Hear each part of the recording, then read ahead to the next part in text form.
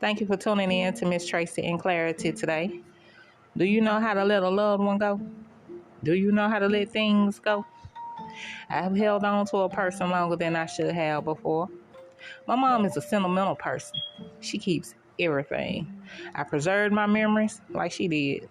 Yet God has his ways of shaking up your life to rock those things out of your life. I've moved a lot in my life.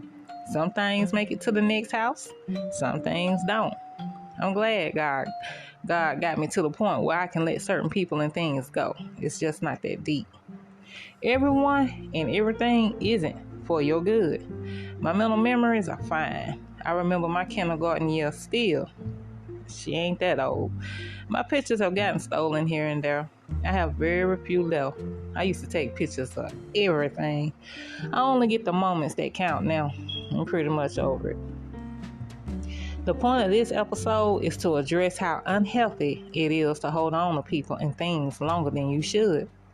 Accept that people will come into your life for a reason, a season, or a lifetime. The end result is in God's hands, not yours. I am grateful for everything and everybody that has crossed my path.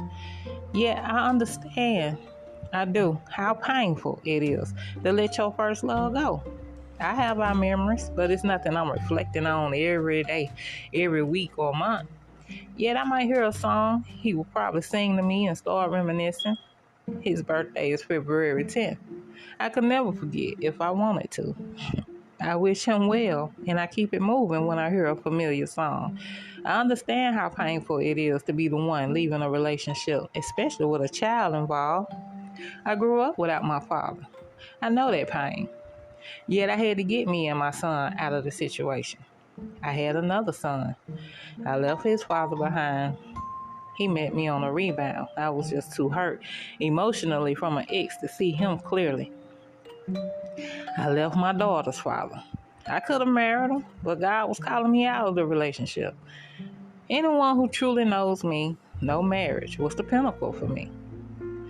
It was all I lived for once upon a time. I eventually got married at 32, had a child, but my 40th birthday brought some real reality checks my way. As bad as I wanted to be married, I was the one who asked for a divorce. I was the one to walk away from a marriage after 11 years. Really? I did. At this point in my life, I'm content with my divorce, and I'm content with my life. God has given me a bigger picture, still. They say the Lord doesn't put no more on you than you can bear.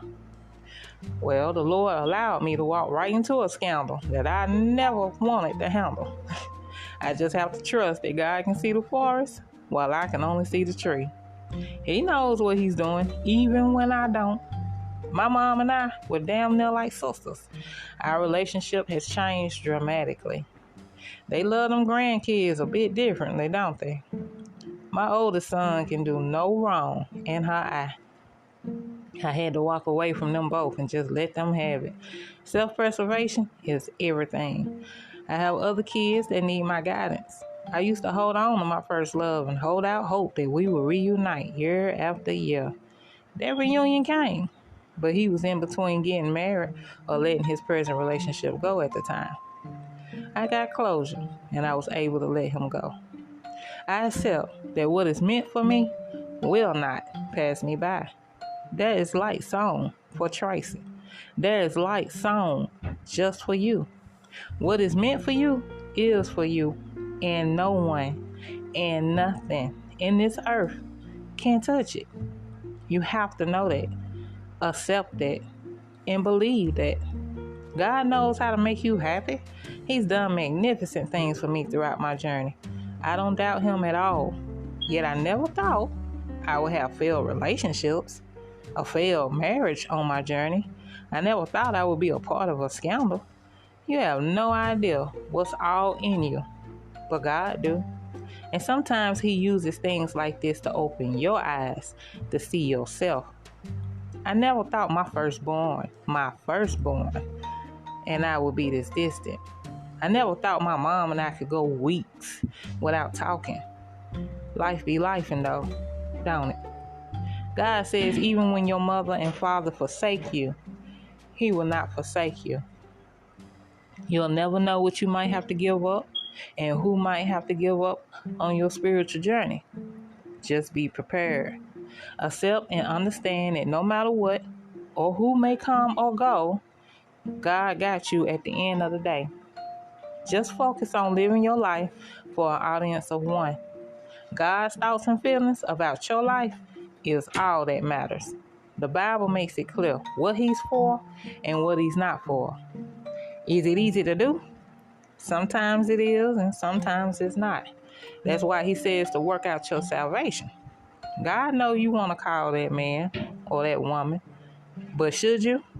Sometimes we conquer it, sometimes we don't. God knows you want that cigarette or blunt, but should you? God knows what you're struggling with and how you're struggling with it. He is strong when we are weak. Don't beat yourself up. There's a lot of people out here that seem to care less about getting things right in their life. There's people out here that ain't even thinking about God or trying to please him. God knows you're human. We are going to struggle with something. Just keep on keeping on until he give you the strength or mindset to conquer it. Yes, all things can be eventually conquered. There ain't no half stepping with God. We know better. I've had perfect days and I've had what the F days. Life be lifing. Don't guilt trip. Thank God he woke you up to try again, because everybody don't wake up. New day, new mercies. Know that. God separates and God reconciles.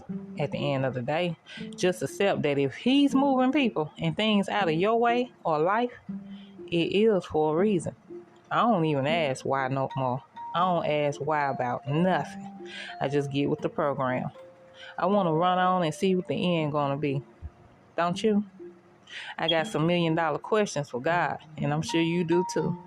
So let's just cooperate and let God be God and stop holding on to things and people mentally and physically that ain't trying to be kept.